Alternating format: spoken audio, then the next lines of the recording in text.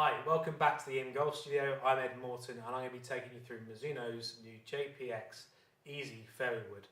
Now, with this technology, they've got two different types of heads. They've got the fixed, which is what we have in the studio. They've got an adjustable head as well with their quick switch technology. Both heads come in 15, 18 and 21. The adjustable head comes, the 15 is 13 to 17, and then the 18 is 16 to 20, and the 21 is 19 to 23. So quite good variability and adjustability there for you as well. So what they've done differently to the previous EZ models, and they're basically moved the shockwave technology here back.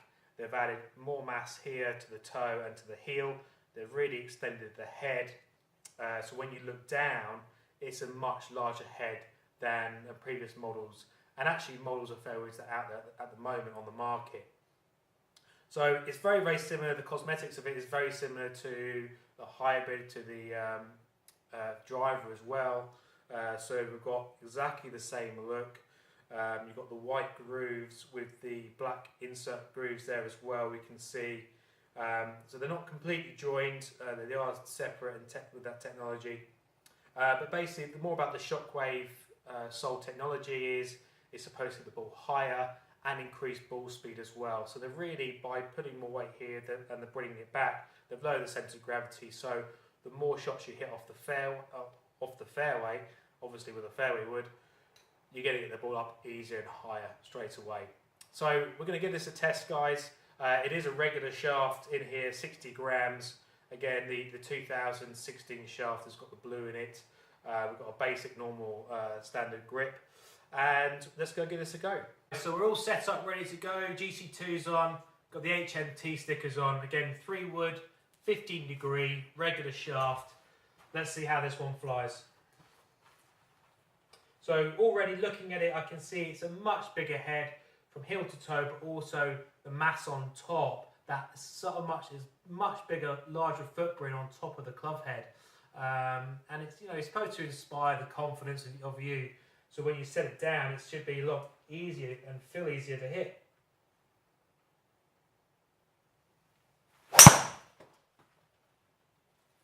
Okay, not a great swing, that one. Had to do it live on camera one time, so a little bit out the bottom of the golf club.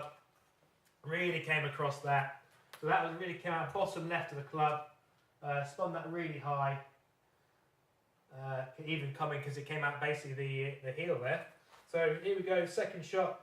Let's see if I'm properly warmed up now. There we go, much better. Back to my normal shape. Bit of a pulley draw. So much dead centre shot there as well.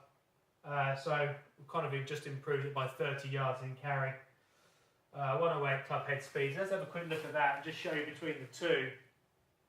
So obviously the great thing about what we have here in the studio with HMT is we can see the sensitivity of strike, and just like I told you earlier, really caught that bottom heel out there.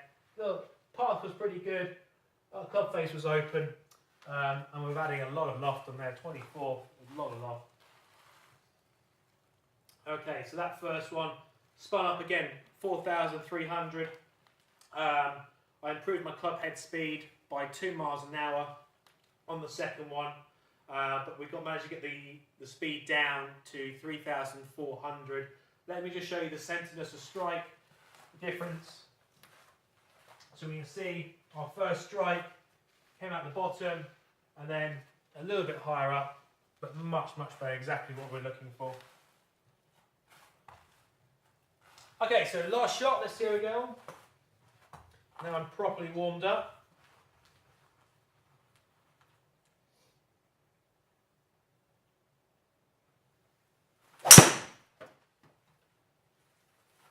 Okay, so ball spinning on me just a little bit too much.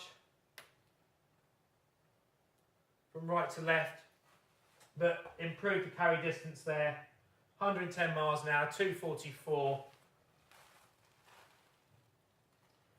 Again, Just spun that one up a little bit too much, and the side spin on it was a little bit too much as well.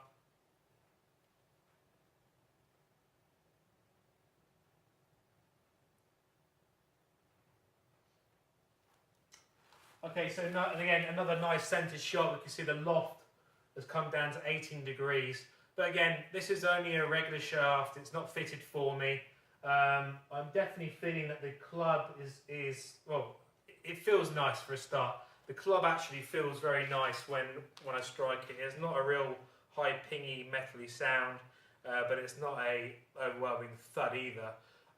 What we're going to do now is we're going to bring you in, show you the screen, and talk a bit more about the launch and the control of the club. Okay, let's take you through the data then. So you can see the first shot was absolutely horrific out the heel. Now I knew that felt out the heel straight away, but obviously for you guys it's best to show you on HMT what is actually happening as well. So I've got that massive out the heel, and I was really surprised. I was really surprised to feel the golf club still felt okay. It didn't feel juddery, it didn't feel, you know, something's coming from my fingertips, and it still felt like a decent hit. It felt like a decent hit still, but I knew personally that came out the hill, and you saw the ball flight. It just came low and left, and it just looked awful. But anyway, the main thing of it is it didn't turn into a massive slice, and we've only missed central point offline by 14 yards. So that's pretty good. I mean, I would normally be pretty happy if I hit my driver anything between 14 right and 14 left, and now I'm going to hit pretty much most fairways doing that from my central point of aim. Now, if you look at the numbers going through, club head speed on the first shot 106, second 108, third just under 110.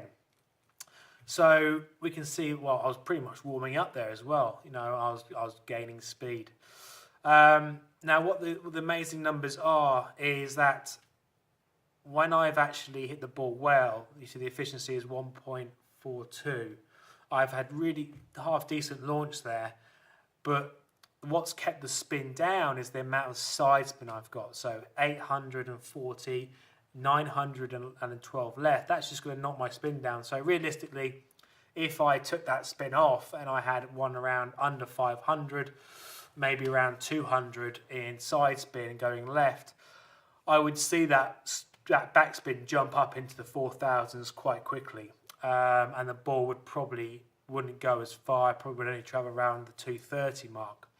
So it's really important to get the shafts fitted for you, and make sure you have the right shaft. But it's more about the club head today and what it's doing. And definitely the one I miss here, I could feel that the MOI kicking in, stabilising the club out the heel.